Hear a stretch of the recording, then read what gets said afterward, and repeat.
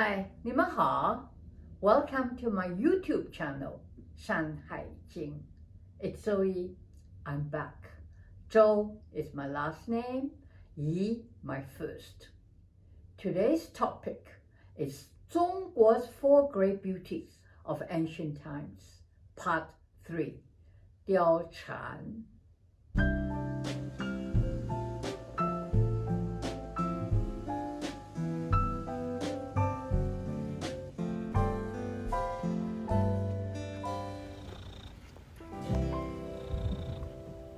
Today, we will talk about the third beauty in the painting, titled Bi Yue, the shied away moon. The tale of Diao Chan, the scene in the painting, illustrates Diao Chan Bai Yue, Diao Chan praying to the moon and revealing her predicament and sorrow. The moon was saddened by her internal turmoil that it shied away. Before we start, we need to know the historical backdrop of the time she lived in. In my last episode, we talked about Wang Zhaojun's time during the Han Dynasty. That was the early years of the Han Dynasty, while Han was at its peak. Like all great empires, it would eventually decline and fall. It is no different from the cycle of our lives, from birth to death, from youth to prime, and then the weakened old age. The same cycle would apply to the family and the state, and the Han Dynasty was no exception. When we say Han Dynasty, we must know there were 2 periods of Han. The earlier Xi Han, the Western Han, and later the Dong Han, the Eastern Han. In between the 2 periods, there was a brief 14-year interruption by the Xin dynasty, which did not last long. Han was restored and was known as the Dong Han, the Eastern Han. Our tale of Diao Chan took place at the time after Emperor Ling's reign, when the Eastern Han was about to reach its near end. Emperor Ling was the 12th emperor and the last powerful emperor of the Han. He was not interested in the state affair, but indulged in pleasure and led a decadent lifestyle. The power of central rule fell into the hands of the eunuchs. The state officials sank into widespread and open corruption by selling official positions. This practice severely damaged the civil service system. The heavy taxes imposed on the peasants led to the outbreak of the peasant-led Yellow Turban Rebellion in early 184. Emperor Ling reigned about 21 years, and his reign weakened the Han Dynasty and left the empire on the verge of collapse. After his death in 189, the empire disintegrated into chaos. The subsequent decades were endless warlord infighting for power and dominance. We can say that our tale of Diao Chan started with a conflict between the Empress He and the consort Huang during Empress Ling's reign. In 181, consort Wang was pregnant. Out of fear of Empress He, she took drug with the intention of induce an abortion, but was not successful. Soon after giving birth to Liu Xie, Empress He poisoned her. Emperor Ling was outraged and wanted to depose Empress He, but the eunuchs pleaded on her behalf, and she was not deposed. The infant Liu Xie was then raised by Emperor Ling's mother, Empress Dowager Dong. After Emperor Ling's death, Empress He's brother, General-in-Chief He Jin, declared the elder son, Liu Bian, born of the empress, as Emperor Shao, and installed himself as regent. Soon after, he and his advisor, Yuan Shao, entered into a conspiracy to exterminate the eunuchs. This brought on infights between the eunuch officials known as the Huanguan and the Waiqie, relatives of the empresses or the consorts. This same phenomenon would happen to many following dynasties. But He Jin's plan to exterminate the eunuchs was rebuffed by Emperor He and discovered by the eunuchs. The eunuchs set a trap for He Jin and killed him. Yuan Shao then immediately led his force into the palace and slaughtered most of the eunuchs, diminishing their power.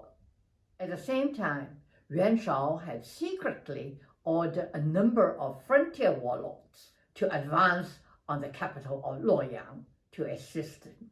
One of the warlords was the notorious Dongzhu, a warlord from the Liangzhou in the west, who saw this as an opportunity for him to control the central government. When Dongzhu arrived on the scene in 189, he deposed the ruling Emperor Shao and enthroned the 8-year-old younger brother, Liu Xie, as Emperor Xian, who he could control. Later, he further usurped power by poisoning Empress Dowager He and the former Emperor Shao. The power of central government thereafter fell completely into the hands of ruthless Dongzhu. He freely abused his power. The ministers of the capital all feared him and his adopted son Lü Bu. Lü Bu was a military general known as an exceptionally mighty warrior. He specialized in archery and horse riding and possessed great physical strength. He was nicknamed Fei Jiang, the flying general, and was feared on the battlefield. After slaying an opponent, he would shout out, "Anyone else? Who's next?" But he was also known for his unstable behavior. He was always suspicious of others and switched allegiances erratically and betrayed his allies. He was originally a subordinate of a minor warlord, Ding Yuan, but he murdered Ding Yuan and defected to Dongzhu. At the same time, Dongzhu was eager to recognize him as his adopted son to strengthen his military power. In 190, Yuan Shao led a revolting alliance force against Dongzhu. Fearing their collective strength against him, Dongzhu ordered the relocation of the capital from Luoyang to the old capital Chang'an in the west, closer to his power base in Liangzhou, by forcing all the residents to move with him, and he set fire to Luoyang, leaving it largely in ruin. After Yuan Shao's alliance force failed to defeat Dongzhu, there was no one left to go against Dongzhu, and his abuses of power became even worse. This led Interior Minister Huang Yong to come up with the Lianhuanji, the interlocking stratagem to assassinate Dongzhu. And this is where our story of Diao Chan begins, as she found herself in the center of his plot. There's no known evidence of Diao Chan's existence in history. She's a fictional character, or at least fictionalized, most likely based on a minor historical personage. Historical records indicate that Lü Bu had an affair with one of Dongzhu's mates. Fearing that Dongzhu would find out, he assassinated Dongzhu in May of 192. But the mate's name was not recorded. The name of Diao Chan first appeared in Sanguozi Pinghua, a storytelling form taken from the historical book Sanguozi, The Three Kingdoms. Later, a Zaju, the poetic drama, explained the name Diao Chan, which literally means sable cicada. Diao, sable. Chan, cicada.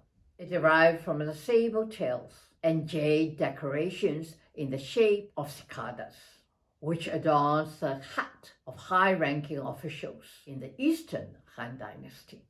Diao Chan was possibly the name of the maid who was in charge of taking care of the Diao Chan Guan, the sable cicada hat, so she became known as Diao Chan, sable cicada.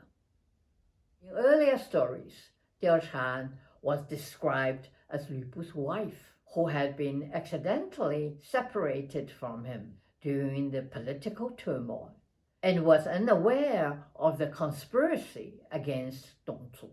Only in the later stories was she more actively participating in the scheme. It was not until the 14th century novel, 三国演义, Romance of the Three Kingdoms, that Diao Chan's character was then fully developed, playing the main role in Interior Minister Wang Yong's plot of Lianhuanji, the interlocking stratagem to assassinate Dongzhuo. Lianhuanji is one of the 36 stratagems in military tactics to defeat one's enemy. It means a chain of stratagem, a string of actions, one after another, with the goal to destroy one's opponent. Diao Chan's mission was to induce Lü Bu to kill his foster father, the tyrannical warlord Dongzhuo. Diao Chan was Wang Yong's adopted daughter. To repay Wang Yong for taking her in after she had lost her home during the turbulent years of warlord infights, and for training her as a dancer to perform within the household. Diao Chan was willing to assist Wang Yong. Her role was to use her beauty to turn Dongzhuo and Lü Bu against each other by inciting jealousy between them. The plot started with Wang Yong first inviting Lü Bu and betraying Diao Chan to him, then invited Dongzhuo to a feast where she performed as a dancer. Dongzhuo was enchanted by Diao Chan's beauty and was thrilled to accept her as a gift from Wang Yong. When Lü Bu came to fetch Diao Chan the next day, he discovered that Diao Chan had already been taken by Dongzhuo against Wang Yong's objection. Lü Bu was infuriated that Dongzhuo had snatched his woman as his own. Determined to see Diao Chan again, he sneaked into Dongzhuo's bedroom while Dongzhuo was out. Diao Chan immediately expressed her grief that she was ashamed to see him because she had been violated by Dongzhuo. She seemingly attempted suicide by throwing herself into the pond. Heartbroken, Lü Bu promised her he would not let her suffer further at the hands of Dongzhuo. Just then, Dongzhuo returns and caught them in an embrace. As Lü Bu fled, Dongzhuo chased after him and hurled a spear at him but missed. Later that day, Dongzhuo consulted with his advisor, who consoled him but advised him to let Lü Bu keep Diao Chan. Winning Lü Bu's trust was more important than winning a woman's love. When Dongzhuo returned to accuse Diao Chan of betraying him and tell her he intended to offer her to Lü Bu, Diao Chan wept and threatened to kill herself rather than serve an underling such as Lü Bu. She told Dongzhuo she had been afraid that Lü Bu would force on her, so she had tried to leap into the pond, but Lü Bu had caught her, which was why Dongzhuo had seen them embracing. Dongzhuo was moved and dismissed the idea of giving her up. Meanwhile, as Wang Yong had expected, Lü Bu was outraged and went to Wang Yong's house to vent his frustration. Wang Yong then took the opportunity to ensnare Lü Bu into joining the plot to kill Dongzhuo. He assured Lü Bu that killing Dongzhuo would lead to the restoration of the Han Empire, and that there would be no repercussion for killing a rebel. With another two colleagues, they worked out the details of the plot. The next day, they sent a messenger to inform Dongzhuo that Emperor Xian would be abdicating the throne to him. Dongzhuo was thrilled by the news and fell into the death trap wholeheartedly. As he arrived at the capital for the ceremony, he was ambushed and slain by Lü Bu. After Dongzhuo's death in 192, Lü Bu married Diao Chan and fled Chang'an with her. But he was defeated by Dongzhuo's former followers in the Battle of Xi, the conflict at the very end of the Han Dynasty in 199. Lü Bu was captured and executed by strangulation. Diao Chan had only a cameo role in the Battle of Xi. She's not mentioned again in the later part of the novel after Lü Bu's death. Just like the other two beauties, her eventual fate is unknown. But there were various accounts. Some said that she was killed by Dongzhuo's followers along with Wang Yong after Lü Bu escaped. Others claimed that she followed Lü Bu while he roamed around with his forces.